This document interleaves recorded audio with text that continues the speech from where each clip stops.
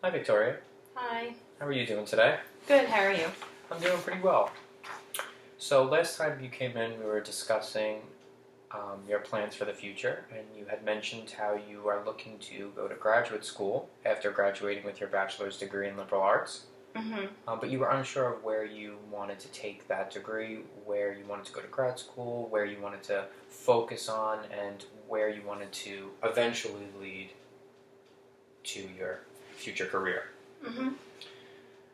So, how are you feeling about that this week? Are you still in the same place? Are you still kind of debating about what to do? Yeah, I'm still a little all over the place. I'm still very undecided. Okay. All right. Well, last week we had talked about you filling out the SDS assessment Mm-hmm. to kind of get a better idea, and we said that we would go over the results today. Do you have those with you? Yes. Okay. All right. How did you like doing the test? I liked it. It was very detailed, but I love details. I'm like into that structure and those type of tests because I think it really like gets down to specific careers and interests. Okay. So you generally like the experience. It sounds like. Mm-hmm. And you liked it because of the structure and the way that it provided you with details. Mm-hmm. Okay. So, can we take a look at it? Mm-hmm. All right, let's look. Were there any specific questions that you had when taking it, or was everything pretty much understandable to you? Yeah, the only thing is that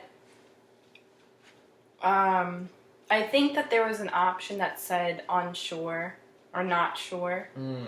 And at first I clicked not sure for some of them, and then at the end it was like if you did that you might want to go back and choose like actual answers, like agree, disagree. So I don't know if that like swayed my results a little bit. Like I think I would have gotten these results anyway, but I don't know if like the score went up because of that. Hmm. So there were a lot of questions that you had put unsure for instead of picking kind of a set answer. Yeah. Okay, well, let's take a look at the results that you got. Okay, so over here on the summary code, your summary code was SAC. Mm-hmm. So just to kind of explain, we didn't go over it last week, kind of what all this stuff means because I wanted you to take the exam first. Mm-hmm. But just to kind of go over what a summary code is and what this is kind of made of here. So on the SDS, there's these 6 categories here, and they kind of show different qualities about us, and they kind of put us into a category by the amount of questions that we answered in a certain way. Mm-hmm. And it kind of shows us here realistic, investigative, artistic, social, enterprising, and conventional. And it kind of puts us into which categories stood out the most based on the answers that we had to our questions. Mm-hmm. And then it gives us 3 that were the most prominent, and those make up the summary code. Which for you, social, artistic, and conventional made up your summary code. And see, it says here that you described what you liked best, your favorite activities and interests. And the 3 personality types that match your activities and interests most frequently make up your 3-letter summary code. Mm-hmm. So that's the description that it gives, kind of what I had just said. So based on your SDS, social, artistic, and conventional were your most prominent. Mm-hmm. How did you feel about that when you got the results that social, artistic, and conventional kind of made up your summary code? Yeah, I felt pretty good about it. I think it was pretty accurate. Okay. Well, just to kind of, here, if you don't mind holding that for a second, I brought a paper with me that kind of describes what each of those categories is in a little bit more detail so you can get a better idea. Mm-hmm. Some clients, they say, oh, well, it sounds about right, social, artistic, and conventional, but what does that really mean? Mm-hmm. So, just to give you an idea, social, some of the personality traits are to train, inform, educate, help, support. You're avoidant of technical skills. You have a focus on empathy and relationships. Some of your high traits are cooperative, friendly, humanistic. Some low traits, which would mean that you don't exhibit them as much, are ambitious, creative, and strong, but they're still there. So what that means is not that you don't have those qualities or that they're low in you, but they're lower to the social category, if that makes any sense to you. So some occupations, it gives you a list here. Some occupations in social work, counseling, police officer, and licensed practicing nurse. So artistic, some qualities are literary, musical, artistic activities, emotional, creative, and open. Some high traits are expressive, creative, and spontaneous. Lower traits are orderly, efficient, conventional, social, masculine. And some potential occupations are artist, musician, poet, interior designer, and writer. And then conventional we have down here. So you value rules and routines. You provide order or direct structure. Great self-control, respect, power, and status. You're punctual and orderly. Did you connect to any of those three? Like artistic. Yeah, any social. of the three types. Yeah, definitely. I would say social. I do believe that I'm empathetic and supportive, cooperative, friendly, like all those things I agree with. I even kind of agree with the low traits. I believe I am ambitious, but it's not. I feel like it's not easily seen because I'm not. Like, I don't have high confidence, so I'm not one to show that I'm ambitious, if that makes sense. Like, in my head I am, but I'm not very, like, proactive about it.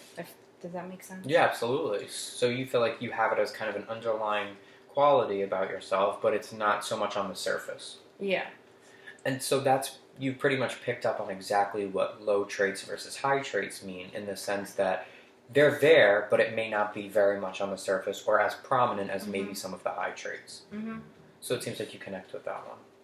Yeah, also conventional. Because like I said before, I like this test because it was structural. It says rules and routines and structure, which is like, love that, orderly. So yeah, I do. Yeah, so I feel like I relate to that one a lot. And also artistic as well. I like the jobs that are there. Because when I was little, I used to want to be an artist and also a writer. I do really like writing. I did communications for a while, but it didn't really pan out. But I still like that stuff. Interior designer is really cool too. So you feel like the artistic occupation list really connects with you in particular? Yeah, I'm at social as well. Counseling, I like. Police officer, I think would be cool, but I can't see myself doing that. But I think that it is really interesting. Like, I always found it interesting. So what is it about police work that makes you think you can't picture yourself doing that? Well, the first thing is that I don't think I could hold a gun or shoot people. I don't know, but I always like I like the investigation portion. Okay. I always want to know like what's going on when I see police, like zoom or like stop a car or like go to a house, like stuff like that. I'm always like interested in what's going on. I always kind of, if it's like local, like if it's here, I always look in the paper to see if I could find out like what happened. I don't know, it's just interesting. It's like almost like unpeeling, not layers, but like unpeeling. Kind of like solving a mystery. Yeah. So you'd say that in terms of police work, you like the investigative and the mystery-solving aspects of it, but you don't necessarily like the actions that you'd have to carry out. Yeah, and I can't see myself doing it. The potential danger and... Okay. All right, so maybe we can see if there are other job opportunities that are similar in terms of the investigation piece, but are different in terms of that portion of it. It was interesting. I just wanted to point out that you had mentioned in the conventional in the conventional category, that it specifically says something about structure and order and how you had liked this exact test for that reason. I found it was something that was in my mind while you were saying it, and then you had mentioned it too. So I just wanted to say that that's definitely something interesting. It sounds like you got something from reading the descriptions here. Yeah. Okay. So let's look at the paper again.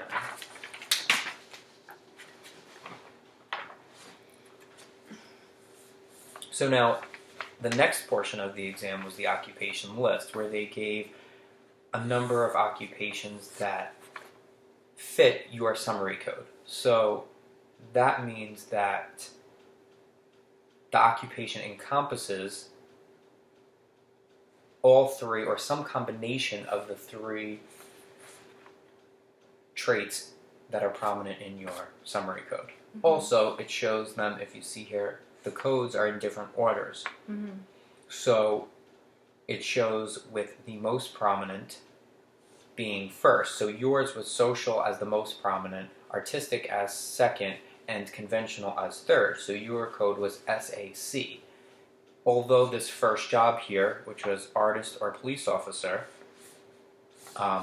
have all three of the letters in your code, it has them in a different order, with A being the first, so artistic being the first, social being the second, and conventional being the third.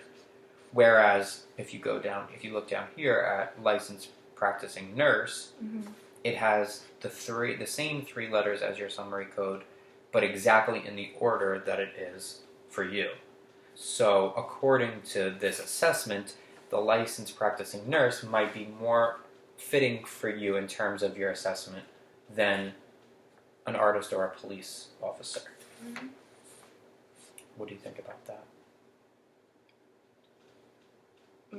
Yeah, sounds good. Okay. When you were looking over the occupation list, did you see any that stood out to you as potential careers that you might be interested in? Let's see. I think marriage and family therapist. Okay. Although this has a different code. It says SAI. Okay, so as we get further down, it shows other codes, other combinations of codes, with other categories that maybe you were slightly high in, but not as high as the original three. So I was investigative. So it includes 2 out of the 3 of your original summary code, but then it includes investigative, which you scored less on, but not the least. So the least you were here on realistic. Yes. So investigative was one that wasn't a part of your original summary code, but that one happened to include 2 out of the 3. So social and artistic, as well as investigative. So it starts to kind of show you job options that are outside of your specific summary code, but that still incorporate 1 or 2 of your highest. Yeah, I do like that one. Even though I didn't get high on the investigative, I still like that. I kind of wish I got higher on that because I do like that portion. And that's the portion that you had said that you liked about the police work, was the investigative part. So, and that's the thing with these assessments. They're not perfect, and sometimes we connect to certain things and it doesn't come through in a question, like you had said with the answers that were unsures. A lot of answers you felt unsure about, and you put unsure instead of agree or disagree. And that's where this can make a difference, because we might not connect to a question or an answer and feel like we could answer it without a doubt with agree or disagree, but you might actually show or have character traits of an investigative personality type that don't come through on the assessment, but that are underlying. And that's the purpose that this serves, where they include some other personality type categories here along with the ones that you scored high on, so you can kind of assess that for Mhm. yourself. But you connect with marriage and family counseling. Yeah. Also counseling, psychologist. That's in one occupation. Okay. So those two are similar in the counseling field. Yeah. When you were starting your job search, your graduate school search, did you look into any counseling programs? Was that an area that you had considered prior?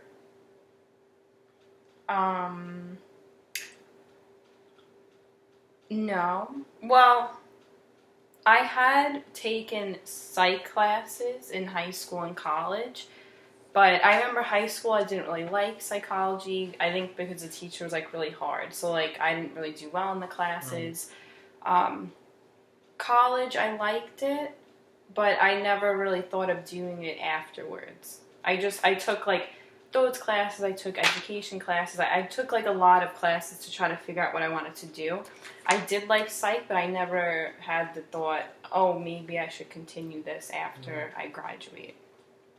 So it sounds like you kind of had a little bit of a negative experience with it in high school, primarily because of the instructor. And then in college, you had positive experiences with it, but you are also taking a lot of other classes. So psych in itself didn't stand out to you as something that you knew for sure that you wanted to pursue afterwards. Yeah.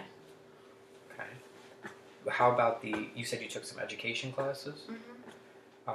Did you like those classes? Yeah. I actually, I finished as a liberal arts major, but I started as education and then I left it because I wasn't really enjoying the field work. So, but I did really like the classes, so I was kind of confused there. Okay. I think because in the classes we like organized lesson plans and we like presented them in groups, and I thought that was really cool. But then for some reason it didn't like translate in an actual classroom with the kids. What was the struggle for you in the field work when you went into the classrooms and you had to translate what you had learned in the class? I'm not sure. I was never able to like put a pin on it, but maybe it was like being a leader. I think I didn't feel like I was able to like control that well, or I thought, oh, if I do this for real and I'm like the actual teacher, I don't know if I could control 25 5-year-olds by myself. I think that's what kind of scared me away from that.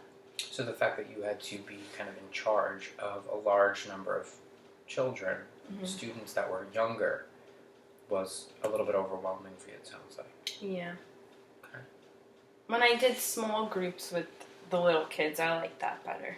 So something a little bit more intimate or something a little bit smaller would have been better for you. Okay. So can you think of anything that kind of encompasses those teaching qualities and kind of incorporates a similar knowledge base that you were learning in those classes, but that could be kind of on a smaller scale level where you were more intimate with those you were working for? I mean, now that I'm thinking about it, counseling would fit that. I think counseling and education is like, they're very similar. I remember learning some theorists, psychology theorists in my education classes. So I feel like there was like crossovers. I remember child psychology was similar to education because it was about kids and their brain and their behavior, so that was a crossover. And I feel like that would fit, especially because you could have small groups in therapy, like family counseling. Like I said before, that could be a small group or individual. So where you're kind of taking on a little bit of an educator role, or you're helping somebody, but you're not in charge of a large group of people at once. It's more either on a one-on-one or a small group basis. Yeah. And you said that you feel like there was some overlap with the knowledge that you learned in both your psychology and education classes, where you feel like the learning material might be very similar. Okay. Okay. So that might be a potential option for you to look into um, some graduate work in the field of counseling. Mm-hmm. Yeah. I never thought to do that. And that's something that doing this assessment kind of laid out for you and showed you that your personality traits or the things that are highest in your personality might actually work with that career path. Mm-hmm. And I like how there's a lot about counseling, I guess, but it's like all different things. Like there's the family, wherever that is, family, and then it's psychiatrist, and then there's psychologist, whatever. So clinical Art psychologist, counseling psychologist, art dance therapist. therapist. There's there's a lot of options here. Yeah, it kind of is a theme in your results that the area of psychology or counseling came up quite a bit. Yeah. Mm-hmm. And as you said, it demonstrates a number of different options within the field of counseling or within the field of psychology. It's not just one job, but rather there's a number of jobs. Mm-hmm. And is that something that also you look for in terms of studying graduate work, that you want to know that there are a lot of options for you career-wise after you graduate? Yeah, definitely. Okay. So what would you say is the most important thing about a future job to you in terms of what motivates you the most to study, or what would motivate you the most to study throughout a graduate program to end up in a certain career? Definitely the work. Like I have to like it.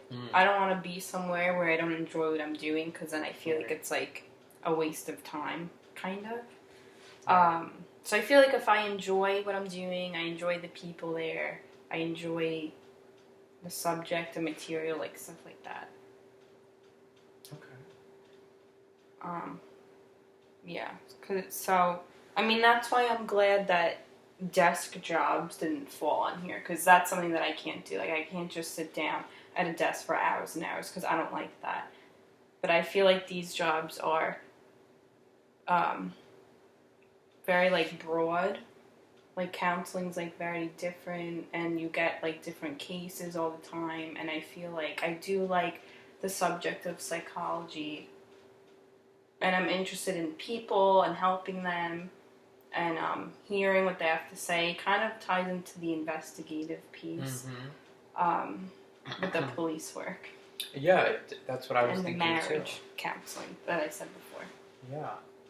And it also has those aspects of, if you don't mind me going back here, it also has those aspects of your highest categories of social and artistic.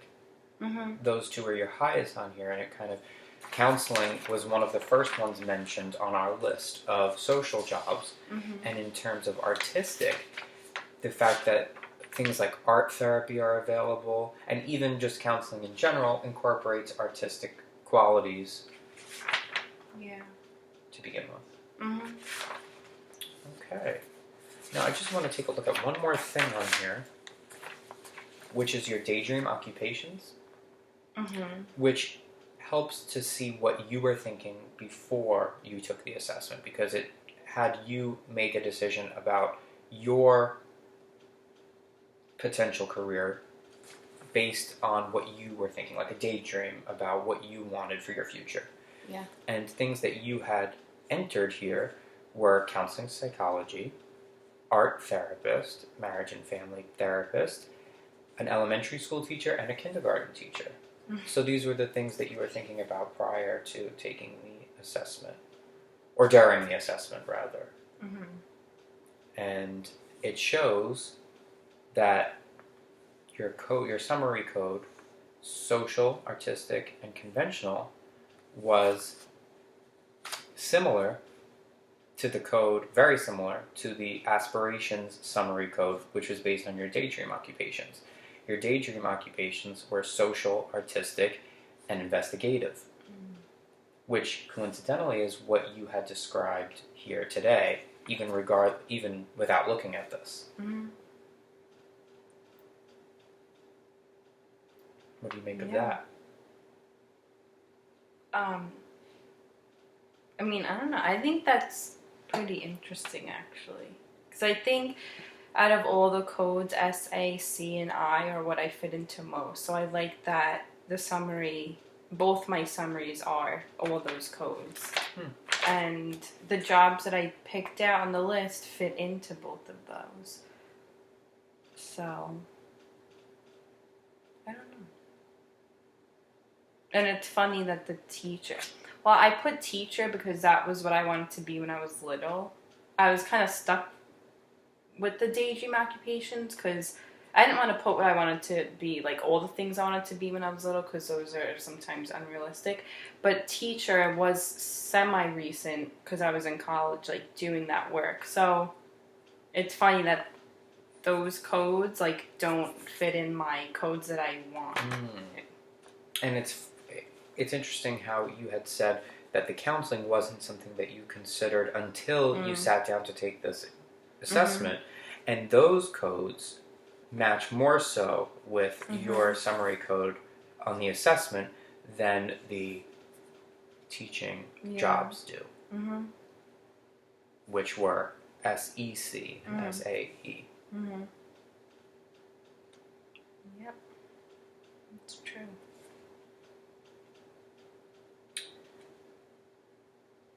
Right. So overall, just some feedback on the assessment. How do you feel after completing it and after kind of going over it and seeing the descriptions of the categories and kind of going over it here? I feel better about everything. I feel like I could relate to my results. I didn't really like know what they meant too much. I was just kind of guessing. Okay. But after you read them, I feel like I can fit into those categories. And I feel better about the job options. Now I know kind of like what to look for and what to do, and looking for grad schools and stuff, or even just a career, a career path. I feel like it helped me. Great. Okay, so how do you feel about going forward in terms of maybe what we can do to research maybe some counseling programs and we can do further research on what options are available within the fields of counseling and different types that are available, and maybe take a look at some of the educational requirements and potential programs. Okay. So how about next week we start there? We can kind of look on the computer. I have some websites that we can look at, like ONET, that we can kind of plug in your results and plug in your potential job and see the educational requirements and what the next step for you is. Okay. Okay, Sounds great. good. All right, so I'll see you next week. Okay. Thank you. you.